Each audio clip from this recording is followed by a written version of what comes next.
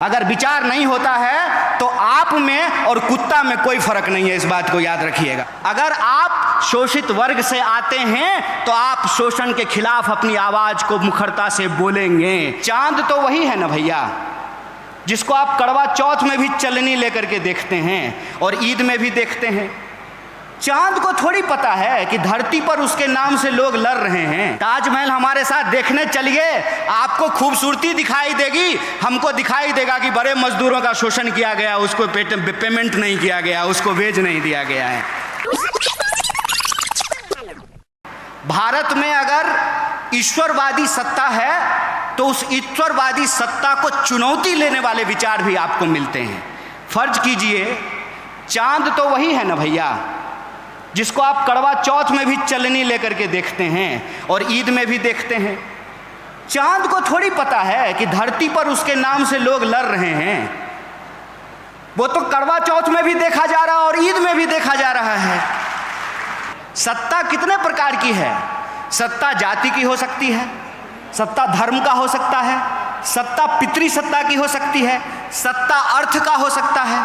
कहते हैं ना कि ये दुनिया है काला बाजार की, पैसा बोलता है, पैसे से हर चीज खरीदा जा रहा है। तो सत्ता को चुनौती देने का जो साहस होता है, वो साहस अगर आपके भीतर है, वो समझ आपके भीतर है, तो आप सत्य की राजनीति के साथ खड़े हैं। दो ही रास्ता है, नदी के उस किनारे खड़े हो जाइए, सत्ता से हाथ मिला लीजिए, या अपने दिलों में सत्य का अरमान लिए हुए गांधी बुद्ध के रास्ते पे चल पड़िए, डॉक्टर बाबा साहब भीमराव अंबेडकर के रास्ते पे आगे निकल पड़िए। और सारे स्पीकर ने कहा कि विचार नहीं होता है, गलत बात है। अगर विचार नहीं होता है तो आप में और कुत्ता में कोई फर्क नहीं है, इस बात को याद रखिएगा। विचार होता है, विचार के बिना आपके भीतर प्रश्न पूछने की क्षमता नहीं आती है, सत्य को चुनौती देने की क्षमता नहीं आती है, सत्ता से टकराने का साहस आपको नहीं होता है। विचार होता है, नजरिया होता है, तभी आपको नजर आता है। चलिए हमारे साथ ताजमहल हमारे साथ देखने चलिए, आपको खूबसूरती दिखाई देगी, हमको दिखाई देगा कि बड़े मजदूरों का शोषण किया गया, उसको पेमेंट नहीं किया गया, उसको वेज नहीं दिया गया है। एक ही चीज है, उसको आप किस नजरिए से देखते हैं, ये नजरिए पे निर्भर करता है। और हम किस काल खंड में पैदा हुए हैं, इससे हमारी विचारधारा तय होती है। जैसे एग्जाम आप देखिए करवा चौथ को चलनी लेकर के, आप देखिए ईद पर चांद को, लेकिन जब एग्जाम होगा यूपीएससी का और पूछा जाएगा कि चंद्रग्रहण कैसे लगता है, तो ये लिख करके आइएगा कि केतु और राहु की वजह से होता है, तो एग्जाम में आप फेल हो जाइएगा। इस बात को याद रखिएगा। आप सामाजिक व्यवस्था में, आर्थिक व्यवस्था में, सांस्कृतिक व्यवस्था में, राजनीतिक व्यवस्था में कहाँ खड़े हैं, वहीं से आपका विचार तय होता है। अगर आप शोषित वर्ग से आते हैं तो आप शोषण के खिलाफ अपनी आवाज को मुखरता से बोलेंगे, क्योंकि याद रखिएगा होमो सेपियंस होने की बुनियादी जरूरत यह है कि अगर हम रोते नहीं हैं तो हमारी माँ को भी नहीं पता चलता है कि हमको भूख लगी है, वो हमको दूध नहीं पिला पाती है। हमारा इतिहास क्या है, हमारा धर्म क्या है, हमारी संस्कृति क्या है, हमारा दर्शन क्या है, हमारा तर्क क्या है और हमारा विज्ञान कहाँ जा रहा है, इसका मूल्यांकन करना बहुत जरूरी है।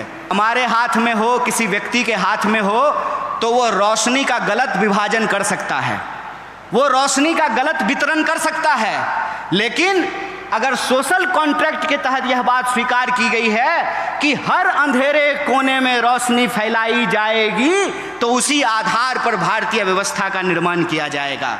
और जब देश 47 में आज़ाद हुआ, संविधान सभा का गठन हुआ, 50 में जब संविधान लागू हुआ, तो आपको मालूम होना चाहिए कि इस देश में जाति व्यवस्था के खिलाफ जो हजारों साल का संघर्ष था, उसको एक जीत हासिल हुई, उसको एक मुकाम हासिल हुआ और पहली बार ब्राह्मण और दलित को बराबर को वोट देने का अधिकार मिला। यह इस देश के संविधान से संभव हो पाया है। आजकल युवा नेता क्या करते हैं, मोबाइल लेते हैं और किसी दोस्त को पकड़ा देते हैं। ध्यान से सुनना इस बात को, किसी दोस्त को पकड़ा देते हैं और कोई नेता जब अपने गाड़ी से उतरता है ना, उसके बगल में जाके खड़ा हो जाते हैं, सर नमस्ते, और उसको कहते हैं कि जब हम ऐसे हाथ करेंगे ना, फटाक से क्लिक कर लेना तुम उसको, और ज्यों ही वो ऐसे हाथ एक्शन देगा त्यों ही फोटो खींच लेगा और सोशल मीडिया पे डालेगा, आज अमुक नेता से देश की राजनीति पर गंभीर चर्चा करने का अवसर प्राप्त हुआ है। हाथ जोड़ करके कहते हैं भाई ये मत करना, ये मत करना, ये याद रखना कि तुम्हारी राजनीति क्या है। इस देश में बाप जात पैसा चलता है मेरे भाई, बीजेपी, बाप जात पैसा। अगर बाप जात और पैसा नहीं है तो तुम्हारे पास एक ही विकल्प है, तुमको ऑथेंटिक होना पड़ेगा। वैलेंटाइन डे पे झूठ मूठ का आई लव यू कहने से काम नहीं चलेगा मेरे भाई। अगर प्यार करते हो तो तुम्हारे दिल में प्यार हो, और वो प्यार ऐसा हो कि वो इंसान तुमको मिले ना मिले तुम ही प्यार बन जाओ, ऐसा जज्बा तुम्हारे अंदर होना पड़ेगा। कोई बाप ऐसा बच्चा नहीं पैदा किया है कि संघर्ष की कोख से पैदा होने वाले इंसान का रास्ता रोक दे। तुमको सत्य के साथ खड़ा होना पड़ेगा।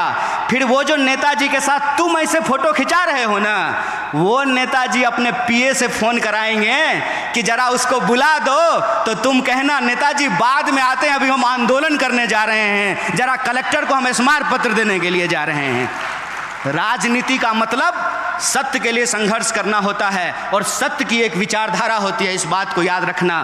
दक्षिण, वाम और मध्य के रास्ते में मैं पढ़ने के लिए नहीं कहता हूँ, उसका चुनाव आप खुद करो, लेकिन कैटेगरी में मत फंसो। लेकिन एक कैटेगरी जरूर होती है, वो कैटेगरी होता है सत्य का। उस सत्य की विचारधारा पे चलो, और इस देश ने बार बार ये साबित किया है, यह देश बुद्ध की धरती है, इसीलिए यहाँ कोई भी संघर्ष हिंसा से नहीं अहिंसा से करके उस संघर्ष को जीता जा सकता है। अगर बुद्ध ने उंगली माल को संत बना दिया अपने अहिंसा से, तो तुम भी आज के उंगली माल को रास्ते पे ला सकते हो अपने संघर्ष से। बस इस बात को याद रखना।